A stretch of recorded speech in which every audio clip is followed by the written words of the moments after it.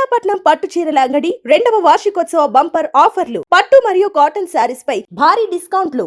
ఈ రోజే చంద్రగ్రహణం ప్రారంభమవుతుంది.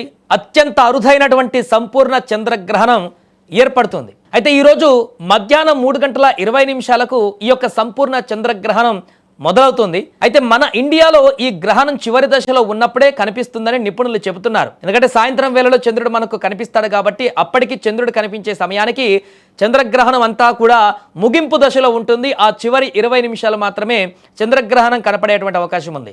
ముఖ్యంగా తెలుగు రాష్ట్రాలకు చెందినటువంటి వారు ఈరోజు సాయంత్రం 6:20 నుంచి 6:47 వరకు చంద్రగ్రహణాన్ని చూసేటువంటి అవకాశం ఉంది. అంటే మన తెలుగు వాళ్ళకు కేవలం 27 నిమిషాలు మాత్రమే చంద్రగ్రహణం కనపడేటువంటి అవకాశం ఉంది. ఇక ఈ గ్రహణ సందర్భంగా ప్రధానంగా ప్రముఖ ఆలయాలన్నీ కూడా మూతపడ్డాయి. ఇప్పటికే అటు ఇండియాతో పాటుగా ఈ సంపూర్ణ చంద్రగ్రహణం తూర్పాసియా, ఆస్ట్రేలియా, అమెరికాలో కూడా కనిపిస్తోంది. ఇది ముఖ్యంగా పౌర్ణమి రోజున కేతుగ్రస్త కాలంలో ఏర్పడనున్నటువంటి సంపూర్ణ చంద్రగ్రహణం. సాధారణంగా చంద్రగ్రహణం రోజున ఆలయాలన్నీ కూడా మూసివేస్తారు. మనందరికీ తెలిసిందే, ఏ గ్రహణం వచ్చినా కూడా ఆలయాలను మూసివేస్తారు. ప్రముఖ పుణ్యక్షేత్రమైన తిరుమల సహా కాణిపాకం, శ్రీశైలం కానీ, విజయవాడ కనకదుర్గమ్మ, సింహాచలం, శ్రీ లక్ష్మీ నరసింహస్వామి వంటి దేశవ్యాప్తంగా ఉన్న అనేక ఆలయాలు మూతపడ్డాయి. కానీ మళ్ళీ గ్రహణ కాలం పూర్తయిన తర్వాత మహాసంప్రోక్షణ అనంతరం భక్తులకు దర్శనాలు కూడా అనుమతిస్తారు.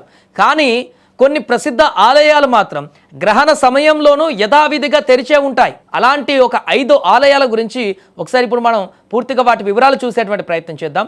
దీంట్లో మొదటిది శ్రీకాళహస్తీశ్వర ఆలయం. ఇక్కడ ఎటువంటి గ్రహణ దోషాలు ఉండవు. ఈ గుడి ఓపెన్ చేసే ఉంటుంది. ఈరోజు పరమశివుడు వాయులింగంలో వెలిశాడు. ఇక్కడ రాహుకేతువుల పూజలు నిత్యం నిర్వహిస్తుంటారు. గ్రహదోష నివారణ కోసం ప్రత్యేకంగా వ్రతాలను ఆచరిస్తారు. సూర్యగ్రహణము అయినా చంద్రగ్రహణం అయినా ఇక్కడ యథాతథంగా నిత్య పూజలు కూడా కొనసాగుతాయి. ఇక ఈ గుడి తర్వాత మరొక గుడి బీహార్లోని గయాలో కూడా అక్కడ ఉన్నటువంటి విష్ణుపాద దేవాలయం పిండ ప్రధానానికి అత్యంత ప్రసిద్ధి చెందినటువంటి ఆలయం ఇది. ఈ ఆలయం సూర్య చంద్రగ్రహణాల సమయంలో కూడా తెరిచే ఉంటుంది ఎప్పటికీ. సో గ్రహణ కాలంలో ఇక్కడ పిండ ప్రదానం చేయడం శుభప్రదంగా భావిస్తారు. పూర్వీకులకు పిండ ప్రదానం చేసి విష్ణువు పాదాలకు నమస్కరించడము ఇక్కడ ప్రత్యేకత.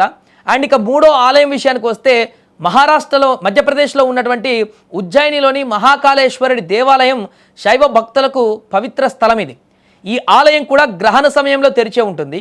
భక్తులు ఎటువంటి ఆంక్షలు లేకుండా దర్శనం చేసుకోవచ్చు. పూజ హారతి సమయాలలో మాత్రం చిన్నపాటి మార్పులు చేస్తూ ఉంటారు గ్రహణ సమయంలో. అండ్ అలాగే ఇంకొక ఆలయం రాజస్థాన్లోని బికనీర్లో ఉన్నటువంటి లక్ష్మీనాథ్ దేవాలయం. ఇక్కడ కూడా గ్రహణ సమయంలో ఈ ఆలయం తెరిచే ఉంటుంది.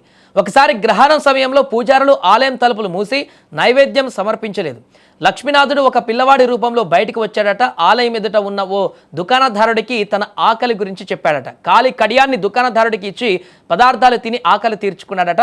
మరుసటి రోజు ఆలయంలో విగ్రహం కాలికి ఉన్న కడియం కనిపించకపోవడంతో దుకాణదారుడు పూజారులకు ఈ విషయాన్ని తెలియజేశాడు. అప్పటి నుంచి ఈ ఆలయం గ్రహణ సమయంలో కూడా మూసివేయరు, నైవేద్యం కూడా సమర్పించడం ఆపరు. ఇంకొకటి చివరిగా కేరళలోని కొట్టాయం జిల్లాలో ఉన్నటువంటి తిరువార్పు కృష్ణ దేవాలయం. ఇక్కడ కూడా గ్రహణ సమయంలో తెరిచే ఉంటుంది ఈ ఆలయం కూడా.